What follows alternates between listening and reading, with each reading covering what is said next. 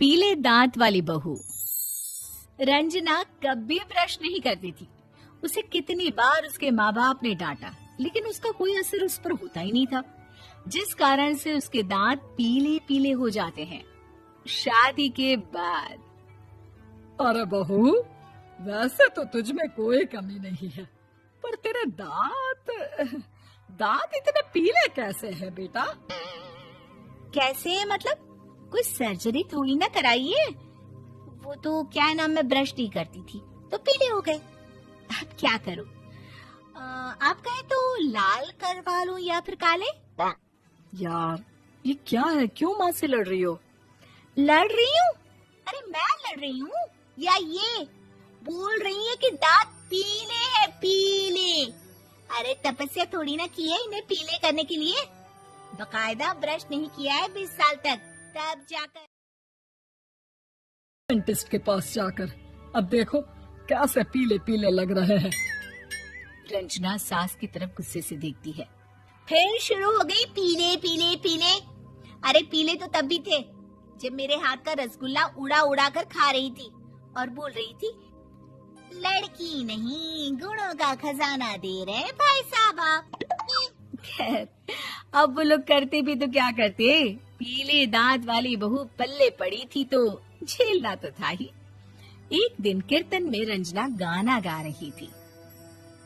अरे कमला बहन, माँ का द्वार है, यहाँ तो सब शुद्ध होकर आते हैं, फिर अपनी बहू को ब्रश भी नहीं करवाती तुम। दूर से पीले पीले दांत भक्ति में बाधा उत्पन्न कर रहा है।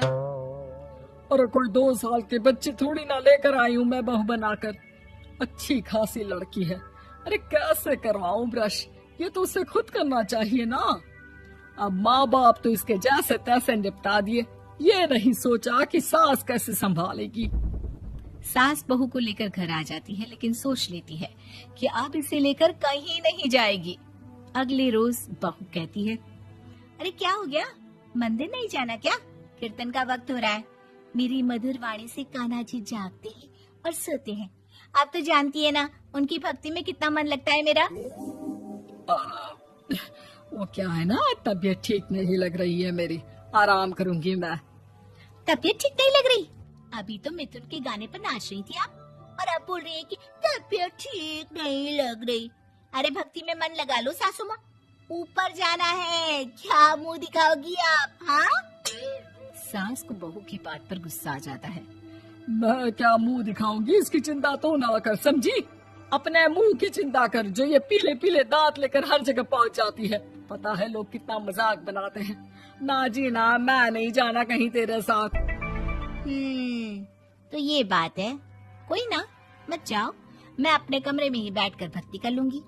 ऊपर वाला दांत थोड़ी ना देखता है, मन देखता है, भावना देखता है। और अरे बस बस, तू सब कुछ दिखा, बस ये सफेद चमकदार दांत ना दिखाना किसी को, है? जा यहाँ से। बहू को सास की बात का कोई फर्क नहीं पड़ता, वो तो जैसी थी वैसी ही रह जाती है। सुबह नहाकर किचन में खाना बनाना, फिर खाना खाना, कीर्तन भजन करना और सो जाना। एक दिन, माँ जी मैं सहेली के घर जा रही हूँ, शाम को लेट आऊंगी। हाँ हाँ तो जाना, मैंने कौन सा तेरी आरती करनी है घर पर बैठकर। रंजना सहेली के घर जाती है, जहाँ वो पार्टी में जाने की तैयारी कर रही होती है। अरे शिखा, कहाँ जाने की तैयारी कर रही है? मैं गलत वक्त पर आ गई क्या? अरे नहीं यार, उल्टा सही वक्त पर आई है। मैंने ये साड़ी और ज्वेलरी निकाली है यार, शाम को इनके ऑफिस की एक पार्टी में जाना है। बताना कैसा लग रहा है ये सब? नहीं यार, इस ड्रेस के साथ तो वो वाली ज्वेलरी अच्छी लगेगी। हाँ हाँ सही बोल रही है, मैंने ध्यान ही नहीं दिया। वैसे तो हमेशा से मस्त फैशन सेंस रखती है। तो बड़ा जाती होगी ना पति के साथ पार्टी में। रंजना कुछ नहीं बोलती, बस सोचती है कि यार काश ये बात सही हो जाती, पर मैं क्यों नहीं जाती पार्टी में? क्या इन लोगों की कोई पार्टी होती नहीं होगी? रंजना घर आती है और रात में पति से सवाल करती है, एक बात बताइए, आप मुझे किसी पार्टी में क्यों नहीं ले जाते? क्या आपके यहाँ ऑफिस में पार्टी नहीं होती? पति बेचारा क्या कहता कि दांत पीले हैं तुम्हारे इसलिए। अरे कोई पार्टी होती नहीं हम लोगों के ऑफिस में, तो कहाँ से लेकर जाऊं? और मार्केट, मॉल, कहीं वीकेंड घूमना, कहीं तो। अरे यार, सारे हफ्ते में एक छुट्टी मिलती है तो सोचता हूँ कि आराम ही कर लूं। क्यों? रंजना मन मार के रह जाती है। पहले कभी सास के साथ मंदिर जाया करती थी, लेकिन वो भी सास ने ले जाना बंद कर दिया। घर बैठी बैठी रंजना बोर हो जाती है। तभी उसे आइडिया आता है और वो मायके जाने का सोचती है। सासू माँ, 2 दिनों के लिए मम्मी के घर जा रही हूँ। अच्छा अच्छा, ठीक है, आराम से जा। और हाँ, माँ से कुछ अच्छी आदत सीख कर आना कि कैसे शरीर के हर भाग की तरह दांतों की सफाई भी जरूरी होती है, समझी? शुरू हो गई ना आप। वो लोग आपकी तरह नहीं है कि छोटी छोटी बात का बतंगड़ बना दे। उन लोगों के लिए मैं मायने रखती हूँ, ना कि मेरे पीले पीले दांत। रंजना माँ को बिना बताए उन लोगों को सरप्राइज देती है, लेकिन जैसे ही वो दरवाजे पर पहुंचती है, अंदर देखती है कि घर वाले कहीं जा रहे होते हैं। अब माँ, काश रंजना दीदी के दांतों वाली प्रॉब्लम नहीं होती तो वो भी हम लोगों के साथ चलती ना बुआ जी की बेटी की शादी में। हाँ बेटा, लेकिन अब उसे कौन समझाए कि उसको उसके पीले दांत नहीं दिखते, लेकिन उसके आसपास के लोगों को कितना एम्बैरेसिंग फील कराते हैं।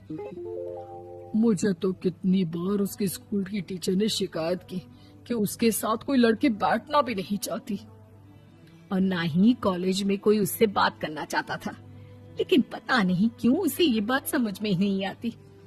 कोई कमी नहीं है उस लड़की में, बस यही कि दांत पीले हैं। वो तो भला हो जीजा जी और उनकी माँ का, जो दीदी को जैसी है वैसे ही रखा हुआ है।